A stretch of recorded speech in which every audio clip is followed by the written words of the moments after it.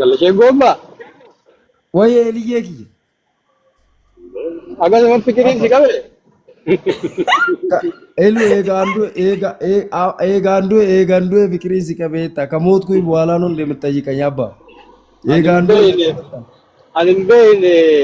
ayata salla jegna ne chame Antaye tuman lagi fadda. Wara gurda jira.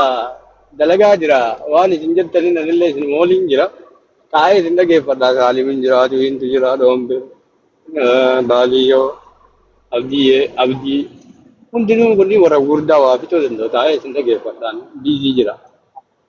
Das na jade jira. Garu wani sinasu tangkum meta elan. Okay, Salim Nairobi ibsifati. Isimartu mutu kabat hayat mutu dubbatin Sarah sih kemudian dubbatin. Hello, I think abuni ni beetana fakkaata waan inni situation irra jiru head ibani babbeetana fakkaata. Sheekaa Roobeetu hayaatiin akka ajaa'iba jaalata hayaatillee ni jaallattiya. Sheekaa Roobee hayaatiin kabajaan bira dhaqee laaluu fedha takkaa'uu sa'a wahii waliin dabarsuu fedha. Inni akka isaatti ammoo biratti hafuu fedha yookiin waliin turuu fedha garuu nuti ammoo akka jennutti ammaaf dhima ilaalee waliin haasa'anii wal baratanii wal laalanii boodarra ammoo guutumaan guutuutu fudhatee haa deemuu san qabnaaf waliin mari'atu jirra. Waan kanarratti inni ammoo ka jedhu Sheekaa Roobee har'umayyuu nageessitan dhima deemaa jedhee harka 100 keessaa 100 ammoo iluulatti illee abdii sirraa qabu kaa'atee jira. Ati ammoo waan kana waan amma inni siin je'ee fi waan amma ani siin je'e kana yoo dhagahaa jiraatte furmaata waliin kenninuuftu jira. Nu ka kenne abdiilleen ka jedheen torbaan takka yookiin ammoo guyyaa 2 yookiin sa'a takka deemi laali wal hubadhaa waliin taa'aa viidiyoo dalagaa koottaa jennaan Sheekaa Roobee ani birattuun ajjeesaa birattuu du'uu fedhaa jedha. Nuti ammoo akka duutee asii awwaalullee hin feenu akka duutee haftullee hin barbaanne. Muhammad hayaatin dubbatin billaa alayk yaa habibti. Isatu Sheekaa Roobee waan jedhaa jiruuf Sheekaa Gobbaa jedhuu fi wannoodha biraazarii yaamee barbaade. Saniif tasaa normaal no harataa ta'e illoo. Biraazarii bira waan nama biraatiif wannoo itti fakkaataa fi ati. Sorry. Dhiifama naa godha biraazarii isaa bira deeme. Ala safaratti illee Sheekaa Roobeedhaan jedhan asii obboleeyyan nama waliin akka godhaa jedhee. Biraazarii bira deeme dhiisa. Na Sheekaa Gobbaa yookiin Abuni yoo jedhe siyaame sitti tola fakkaata. Abuni manna waa meeti kikkilenya simi Abuni no Abuni bara. Abuni man siyaamaan. Abuni yookiin namoonni Sheekaa Gobbaadhaani an Abuni ma jedhaani Abuniitu hayaatiin ni jaalata hin du'aa fi bira nageessaa du'uu fedhayyuu isii biratti takkaahuu isii biraayyuu nan galchinaa jedhaa jedhanu ammoo deemi laali laalladhuutii ilmi dhiiraa intala shamaraa laallatee waliin haasa'ee taa'ee akkasitti yoo inni deeme bareeda nullee santu nuuf gaariidha waan jedhurraa mari'atu jirraa ilma keenya yoo feene bor takkaahuu iftaan akkuma inni jedhe laallee geessuudhaaf yaada qabnaa iluu atin waan kanarratti maal jetta yaada nu kenniti kara furmaata deemna. Bareeda maarree orma tokko wal jaalate waan gaariidha. Amma dhugaa yoo ta'e oma gaarii laalanii deemanii achitti du'u osoo hin taane laalanii deemanii abunii kennu. Takkatti mara kan hin achitti hin du'ani. Hajjiiyyuu takka dhaqanii lammaffaa fa'aatti deebi'an sadaffaa fa'a. Akkasitti takka dhayitee laaltee bashannantee deebitee achi booda sooshaal miidiyaa kana gara lafaa buuste dhugama yoo ta'e dhugama godhuu nuti dhugaa dubbanna kaagaa jookii katabaatanii jookii akkana harkaan goone booda gaafa biraatiif jaarsummaan waamina jaarsummaa takkatti madhayina sadarkaalee. Iluu kiyya akka ani isin sakkasnin beeyta akka ani isin sakkasnin waan beeytuuf anamma wanni ani dadaggamee biradduu barbaada wanni an jedhuuf maaliif beeyta bakka jaalala isitti humna kiyya ol waan ta'eef akkas jedhe malee dhugaadha namni wal bira taa'ee nyaatee injiraami guyyaa takka lama wal argee yoo deebi'e normaal no jaalala isitti humna kiyya ol waan na ta'eef akkas jedhe malee gammachuullee na jirti saniif amma gammachuu isii kana isin akkana na yaaddanii akkanatti qumna gariidha warra qumna gariitu asirra jira saniif nattu malee waan biraatiif miti ani gara kiyyaan keessa kiyya rabbi beekaa an kama dhugama jira iluu kiyya.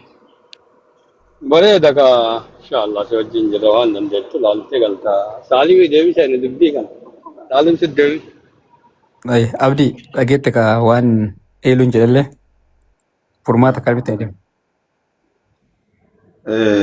Kaayyoon keenya guddaan tokkoffaa akka jarri walagartee yaadu jijjiirtudha. Tokkoffaa namni dhaqee wal fuudhuun baay'ee normaalidha. Salphaa walii galuu barbaachisa. Dura dursoo lafatti arganii hojjetan jedhuganii waan wahii itti amananii deemuun rakkoo miti. Nikaa jechuun haraam irraa halaal ta'uudha malee waan biraan waan fayyadu as keessatti jechuudha. Nuti amma akka nama jechuun akka dhaloota ammaatti bifa barateen jaalatu wal bira gahee wajji kolfee qabatee nagadan baay'ee gammachuudha. Gammachuu keessan arguu barbaanna. Guyyaa si mijatu laaltee nutti nimta nuti immoo sirraa ispoonsara taanee bira dhayitaa kana oguu jennu hayaatillee hiriyaa fi qabattee sheekaa roobelloo dandee hiriyaa fi qabattee dhufe asan lamatti dhaqanii wajji nyaatanii dhuganii haga sa'a takka lama sadii wajji haasanii achi booda wajji viidiyoo waraabanii akka biraa galaan barbaadna jechuudha. Achi booda irratti waan jirutti deeman. Yaadni kiyya kan. Kanaafiyyuu guyyaa isii mijatu guyyaa isaa mijatu lafa haa kaayanii nuti immoo waan dandeenyu jara irraa ispoonsara taanee waan guyyaa takkaa jechuudha. Ispoonsarri keenya waan guyyaa takka biraan dabarre si galee. Achi booda irratti yookaan sagantaa biraa qabnaa jechuudha. Sagantaa gara gaa'elaatti yoo deemu barbaadan akka isaan gara warra hayaa deemanii jaarsolee sheekan gobbaa jaarsotatee akka isaan itti deeman suni paartii biraatti. Paartiin awwalaa akka zaban ammaatti namni wal jaalate wajji nyaatee dhugee kolfee taphatu yaadni keenya jechuudha. Kana jechuun osoo waan biraan taane wal arguu qabanidha jumaan. Takkaa isii argeen beeku takkaa isa agartee beektu waan ta'eef. Kana yaadni kiyya. Kana irratti isin akkam jettan ispoonsara irraa taana montaanu. Abdi, maali beektaa? Ani waan ati jette kanarratti yaada xiqqoo isii qaba. Ambulaansii miti wayii mucaan kun lambargiinii miti sii galee guyyaa takka hojiitu kana dhaqee darsuu marsii deebuu hin danda'u sii galee. Xiqqoo isii namni erga asallaa dhaqee qilleensa fudhachuu qaba asallaa keessa achi deddeemuu qaba sii galee. Hadda dhaqeetiin hadda gad deebuu hin danda'u mucattii sanaa wal argee. Ispoonsara achirraa ol dhufuu ayaan miyuutii qabadhu. Yoo ati fakkeenyaaf akka makiinaa fi algaan bahutti bakka bultiitiin bahutti ispoonsara achirraa ol dhufuu qabdeef kaasii gadi nuun qabnaaf sii galee gara Itoophiyaa deebiin jechuudha. Gara baalee gad deebiin jechuudha. Kanuma siin jechuuf akkasitti addaan baafnee walitti adeemnu.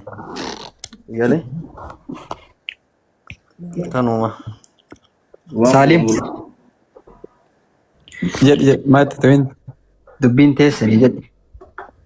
bara Dubbii baadiyyaatu ayiruuf hin dhufee waa dabarsee taree beete. dubbii goma isii fi iluun jettan amma irra deddeebi'a maal sii galee dubbiin baatte filee irratti hin fe'anii. Haati dhiira biraa waliin hin kolfin ka'anii ni naafa.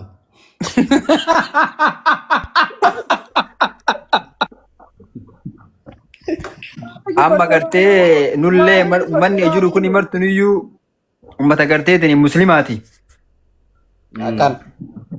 Ijoolleen tun ammoo gaafa bichatti wal gadhiifne baadoo lammaffaa akka nutti hin deemne waliin butamanii sii galee mi. Waliin butamuun illee hin jirti waan ta'eef ijoollee tana jidduullee darsicha wayii kennee argina.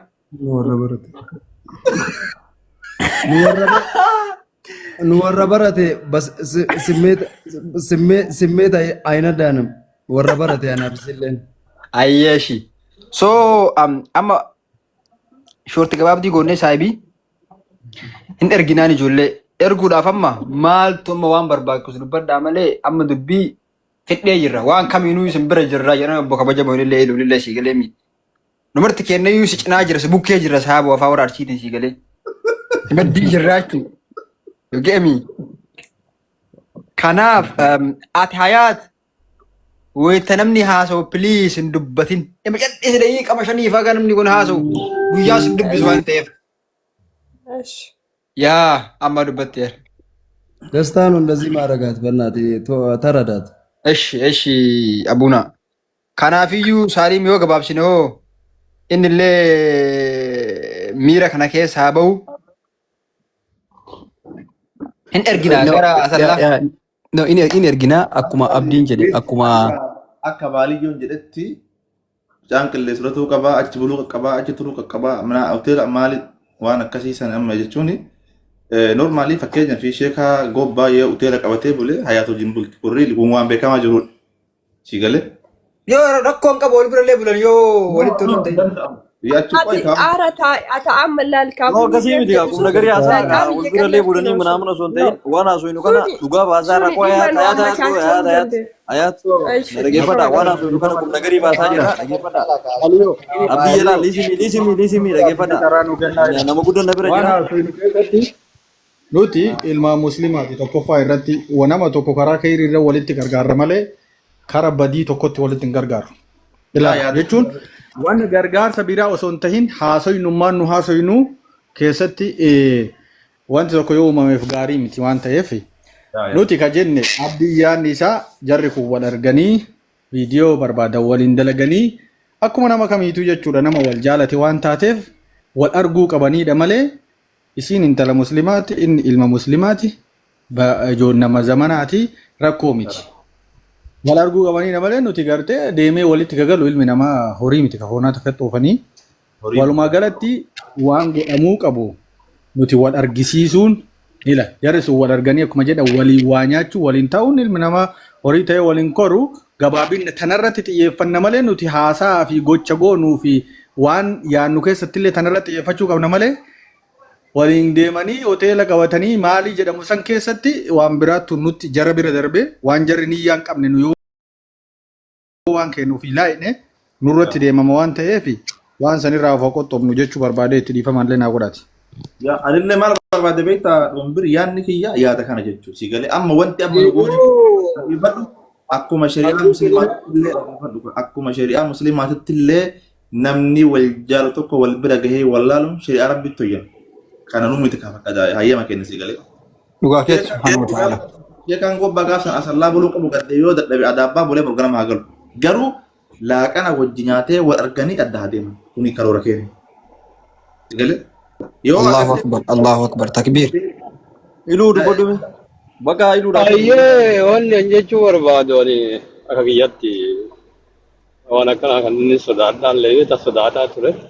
Amma wanni sirees illee jalqaba amma dhugaana fakkaataa atti qajeelaan akkuma abdiin faa jedhan wanni abdoon birfaa jedhan waan sooshaal miidiyaa irratti waan dhugaa yoo ta'e osoo rakkoon uumamu wanni sun laayifiin isaanii sun nu biraan warra sirra jiru kana guutuu isa sinii gala sappoortii godhullee ka dubbatu illee mucayyoolleen boodigaardii qabaachuu qabdi.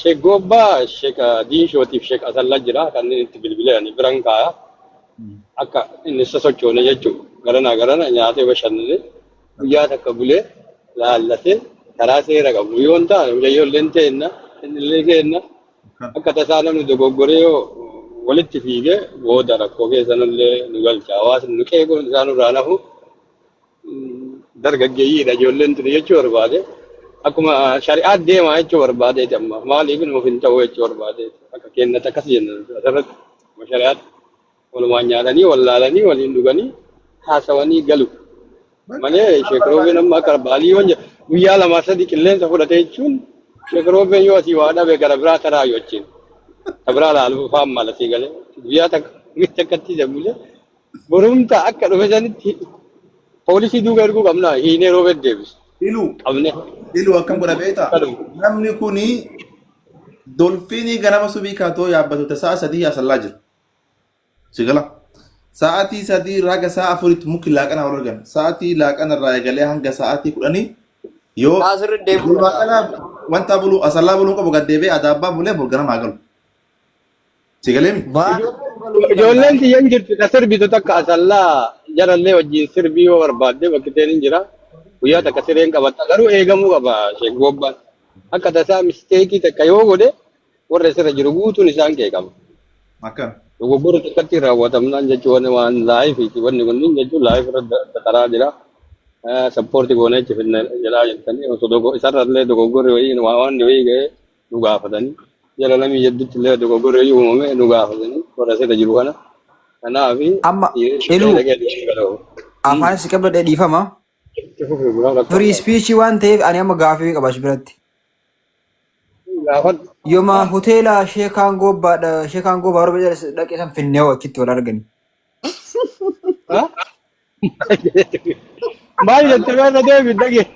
Hoteela sheekaa roobee dhaqee san yooma achi finnee Ta'u. lachuu achitti hin ta'u yaada.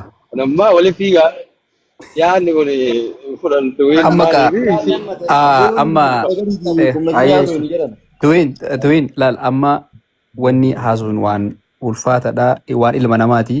Hayaatillee haa kolfitu haa taphattu sheekaa roobillee haa kolfu haa taphatu malee gartee nama hayaa qabu nama hayaa ofii barbaadu nama hayaa haadhaaf abbaa illee eegullee waan ta'eef nama intala shamaraa takka ta'a ilmi dhiiraa laallachuu deemu kiloomeetira hagas fagaatu warrarraa fuudhanii deemuun xiqqoo warruma sanuu tuffachuu ta'a waan ta'eef akkuma amma gartee eloon haa dubbatuu fi eluu fi tuwiin dubbadha nu miitaa godhan. Yaa iluu dabarsaani. Ani yaa saalimatillee beeta situushinii kana keessa tureera sii galee understand illee godhaan sheekaa gobbaa waan naasaru kana sii galee isaa miti na biraatti duraan saala kana sii galee you know already this one. Amma garuu namni guddaa illee waan jiraniif isaan illee dubbii haa baratanii furmaata deemu dhamma saayibu osoo mucaa kanatti na baasii. Anam akkas jedhaa. Miqaddiisi namaa gadi sheekaa gobbaatti hime. Ati dubbatiin billaaleeki. Asaamu ko injira miti በጣም ነቀሪፍ ቴር ቀሪፍ ከየ ቀብዲ ግን አማራ ቤካፊ እንጅርተን ይሲል በጣም ስለምትወደኝ እኮ ነው ቤካፊ እንጅርተን አቡኒ እዚህ ጋር ማይሆን ነገር አታወራ እዚህ ጋር አይወራም እሱ ችግር የለም በቃ አይወራም ደቂቃ ተካሜ ነምን ያድበቱ ኢሉ ከንዲዳ ጨጥሳን አለይኩም ሸሪያ መሐመድ አየይሉ ግን አይሉ ሰላም አለይኩም ወራህመቱላሂ ወበረካቱ ከብጅርቱ Alaykum salam. Waalaikum salam warahmatullahi wabarakatuh. waan isinirra jirtan illee hin beekne garamaa isinif godhe dalagaa jira argii godha arganna baasee akka yaadu